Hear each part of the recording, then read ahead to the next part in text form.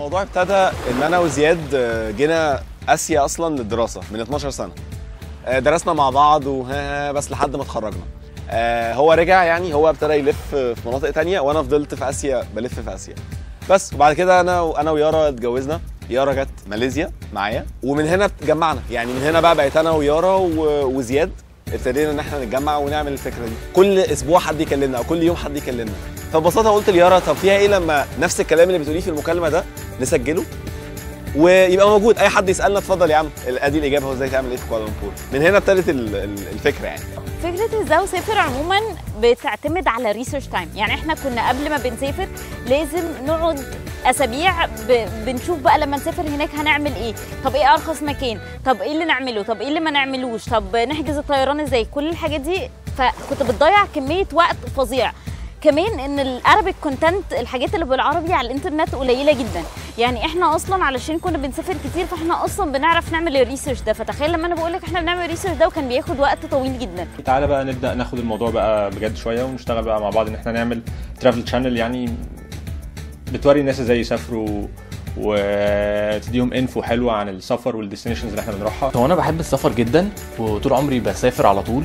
اول ما اتفرجت على الفيديو ده عجبني جدا، لقيت ان في ناس بتقدم معلومات مفيده وفي نفس الوقت بطريقه حلوه ولذيذه. قلت انا لازم ابقى جزء من المشروع ده. يعني اول حلقه كوالالمبور دي احنا صورناها بموبايل وكاميرا مستلفينها، يعني الاديتنج بتاعها عملته على كمبيوتر، نزلت يوتيوب هاو تو اديت وبتاع، حاجه بيزك قوي يعني اول حلقه دي خالص. يعني فبعتها لي شفتها الصراحه انبهرت. يعني ما كنتش متوقع ان هي هتطلع حاجه كويسه كده. كنت متوقع ان هي هتطلع حاجه فكسانه زي اي حاجه احنا كنا بنعملها زمان. هي دي من اكتر الحلقات اصلا اللي انا بحبها خالص، رغم ان احنا بعد كده يعني استخدمنا ايكويبمنت احسن وحاجات احسن، بس دي من اكتر الحلقات اللي انا بحبها. اول حلقه دي كنتش متوقعه على السكيل ده، يعني كنت متوقع ان هو وسط اصحابنا كده اللي هو ايه ده نايس خلاص انا عرفت اعمل ايه في ماليزيا، بس ما كنتش متوقع ان الناس بقى عامه كلها هتريسبوند ويجي لنا بقى اسئله عايزين اماكن كذا وطب ده كده حلو. لا الصراحه الريسبونس كان اوفرويلمنج. عايزه اقول ان احنا في الاول خالص انا كنت قاعده كده بفكر بقول ياه لو الفيديوز اتشافت 3000 فيو كان بالنسبه لي اصلا 3000 فيو ده رقم. هنكسر الدنيا وهندغدغ الدنيا، هيبقى عندنا 3000 فيو. انت اصحابك يعني؟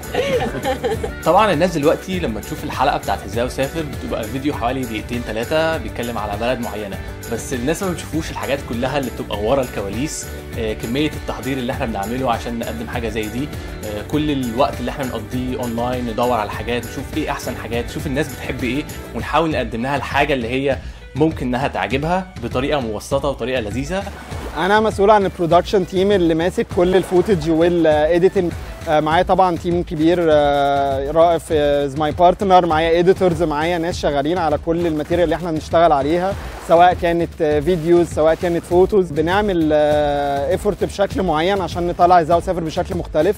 يارا يعني ناتشرال طبيعيه جدا قدام الكاميرا، يعني الصراحه كان الموضوع سهل من الاول خالص. انا اصلا من الاول خالص بقول لها يا يارا انت قدام الكاميرا هتبقي كويسه قبل اي انصار اي حاجه اصلا. سماح دايما يبقى مصمم مثلا ان انا اقول حاجه معينه وانا مش شايفه ان انا اقولها، او مش شايفه ان هي ليها لازمه، او مش شايفه ان انا لازم اقولها بطريقته، مش عارفه اقولها، وهي تبص لي كده تقولي حاضر وتقولها بطريقتها يارا ليه بالطريقه دي وهكذا. فتلاقي بقى مثلا مخده اتحدفت كشكول.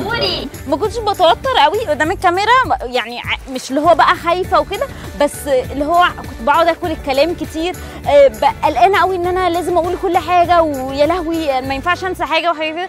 فلا يعني اللي هو ريلاكس، يعني اهدي، يعني عادي. هي متعوده على الكاميرا، يعني فكره ان هي تقعد قدام الكاميرا وتتكلم لا هي مش متعبه جدا في الموضوع ده، بس ممكن نكون بنعيد 1500 مره. مثلا بيهايند ذا سينز بتبقى حلوه قوي مع يارا، يعني الموضوع بيبقى فاني، يعني مش بيبقى اللي هو ايه يلا ننجز عشان نخلص، لا يعني ببقى مبسوط وانا بصور، يعني الموضوع بيبقى ظريف جدا. كل الفيديوهات اللي بنعملها يعني حاجات كلها ضحك، يعني فليها مواقف كتير قوي. يعني احساس عظيم طبعا انت تلاقي حد من الجورنال بيكلمك عشان يشهرك اكتر وعشان يحكي للناس عن تجربتك. التلفزيون وبعدين الراديو، فانت بتحس اللي هو مره واحده كده اكسبوجر كده، لا كنت الواحد كان بيتخض يعني فعلا حقيقي مبسوط جدا لان الفاليو اللي انا كنت عايز اديها للدايره اللي حواليا، شويه صحاب اللي حواليا بس واهلي، ان انا اقول لهم يا جماعه السفر حلو، لا وصلت لمليون واكتر من مليون فيو، ارقام هايله. فانا بالنسبه لي لا ده انا في مليون واحد قدر يسمع الافكار بتاعتنا وقدر يشوف السفر ازاي حلو ورخيص. فاكر لما كنا بنصور الحلقه بتاعت بالي، لقيت سامح باعت لي وانا في الشغل بقول لك ايه يا زياد رد عليا بسرعه مش عارف ايه، وانا كنت في ميتنج تقريبا او حاجه، والموبايل بقى عمال يبعت لي على الواتساب بسرعه وبتاع، فافتكرت فيه مصيبه يعني. خلاص ماشي يا سامح، فسبت بقى الميتنج اللي كنت فيه بقى ورحت قعدت اكتب له شويه حاجات وبتاع وطلع بقى قالهم خلاص ان هزاو سافر المفروض بعد كده نحاول نوصل لشريحه اكبر من المصريين بالذات. عايز اقول للناس كلها ان يا جماعه لا، السفر رخيص، سافر، ما تعتمدش على ان انت تحوش كتير قوي عشان تسافر، لا انت ممكن تسافر بفلوس قليله جدا. اقعد في هوستلز، اتكلم مع الناس، خد مواصلات، خد اتوبيس، اتكلم مع اللوكلز، اعرف بياكلوا ايه، عايشين ازاي، بيفكروا ازاي وليه.